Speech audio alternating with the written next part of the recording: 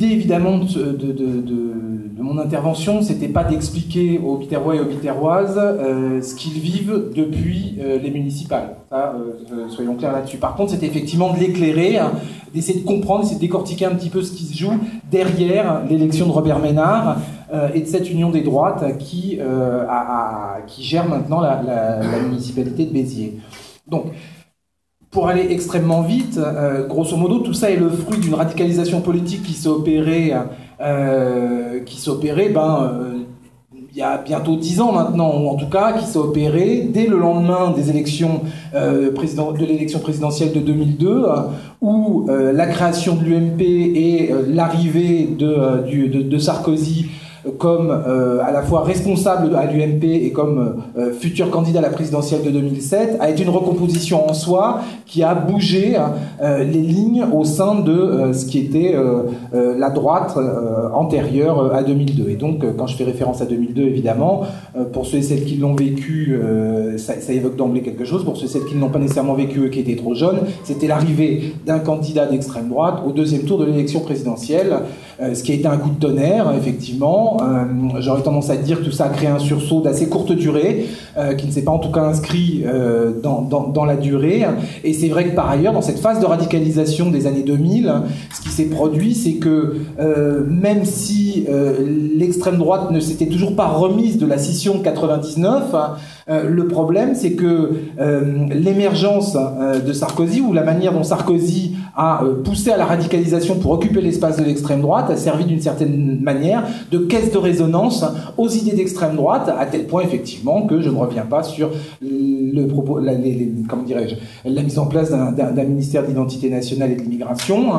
Ça, c'était pour la phase 2007. Et puis des phases de radicalisation progressive qui se sont opérées avec des moments clés. Alors il y a eu le discours de Grenoble en 2010, il y a eu la présidentielle de 2012, où à chaque fois le candidat Sarkozy ou le président Sarkozy piochait un petit peu plus dans la boîte à idées, dans les concepts de l'extrême droite. Donc effectivement, l'extrême droite n'était pas au pouvoir, mais néanmoins, nombre de ces idées, je dirais, travaillaient la société. Et depuis qu'il y a eu une nouvelle présidence en 2012, le problème, c'est que les droites ont considéré que cette présidence Hollande, ce gouvernement de gauche, il était illégitime, il était minoritaire en voix au regard des inscrits, au regard des votes exprimés, et que d'une certaine manière, droite et extrême droite étaient majoritaires dans la société, et qu'ils allaient le démontrer sur le terrain, ce qui explique en grande partie ce qu'on a pu observer depuis 2012, c'est-à-dire une poussée des droites sous de nombreuses formes, que ce soit sous la forme des manifs pour tous, que ce soit sous la forme des jours de colère, que ce soit... Bref, il fallait démultiplier les initiatives de rue, il fallait démultiplier autour d'instrumentalisation ou de panique morale ou de questions réelles, parfois même de renoncements gouvernementaux, mais essayer de pousser, de transformer la situation de telle sorte à laisser entendre que, d'une certaine manière, l'ordre établi, c'était la gauche au pouvoir, cette gauche autoritaire, telle qu'ils la présentent et telle qu'ils l'ont présentée pendant les manifs pour tous en particulier, alors que, justement, allait renaître une droite qui serait une droite contestataire, une droite qui, enfin, fera entendre, qui ferait reculer les tabous, qui ferait avancer les vrais débats tels que eux les envisagent. Donc c'est vrai que tout ça a grandement servi de caisse de résonance, en particulier à la principale organisation d'extrême droite qui existe en France, le Front National, qui par ailleurs entre-temps avait changé de génération et qui se retrouve d'une certaine manière avec une génération de quadragénaires qui pilote ce parti et qui le pilote plus à l'ancienne, plus avec nécessairement les mêmes boulets aux pieds, plus avec nécessairement les mêmes parcours. On ne fait plus nécessairement référence à la Deuxième Guerre mondiale, on ne fait plus nécessairement référence à la guerre d'Algérie. On essaye de transformer l'extrême droite, en France et dans beaucoup de pays, et la rendre audible à la situation actuelle, présente en France ou en Europe pour ce qui est d'autres forces venues de l'extrême droite ou d'autres forces venues de la droite qui se sont radicalisées. Et en fait, ces processus-là créent d'une certaine manière un espèce de bloc idéologique entre ces droites radicalisées et ces droites nationales ou nationalistes, et c'est un peu dans ce moment-là qui est encore dans lequel on est. et particulièrement dans lequel Béziers s'est retrouvé. C'est-à-dire que, autant, alors on a vu,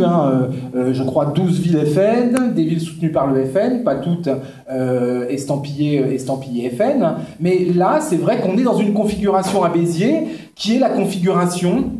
d'union des droites, telle que l'a plutôt l'a plutôt promu un ancien du Front National, dont on ne parle pas assez à mon goût, parce qu'on a souvent eu tendance à beaucoup parler des expériences échouées de l'extrême droite à la gestion municipale, et pas assez malheureusement des expériences qui perdurent de l'extrême droite à la gestion municipale, en l'occurrence l'expérience de Jacques Bompard à Orange ou de Marie-Claude Bompard à Bolène. Et j'ai le sentiment qu'à Béziers, on est exactement dans ce type de configuration d'union des droites. Et d'ailleurs, je regardais, j'avais pas eu l'occasion de voir la profession de foi jusqu'à présent. Les signataires, c'est effectivement ça. C'est à la fois le Front National, le Rassemblement pour la France de Christian Van Est, Debout la République de Nicolas Dupont-Aignan, mouvement qui va bientôt s'appeler Debout la France, puisqu'il va faire un congrès de refondation dans quelques semaines pour occuper l'espace, on va dire, nationaliste, xénophobe, qui peut être celui du Front National, et le Mouvement pour la France, qui était celui des libéraux conservateurs, ultra-conservateurs, de Philippe de Villiers, je ne sais plus qui en a la direction actuellement, mais on voit bien que, un peu comme le formulait Terra Nova, la fondation Terra Nova, lié au Parti Socialiste il y a 2 ou 3 ans, on est dans une configuration vers un parti patriote à plusieurs pôles. Bon, et là, c'est un petit peu ça, c'est convergence idéologique, mais rivalité organisationnelle. Tout ce petit monde a aussi ses intérêts propres, je dirais, dans cette alliance, mais ils ont compris qu'il fallait unir leurs forces pour, je dirais, renverser les rapports de force idéologiques, prendre la tête de la ville et essayer de garder le pouvoir. Du moins, c'est ce que je pense.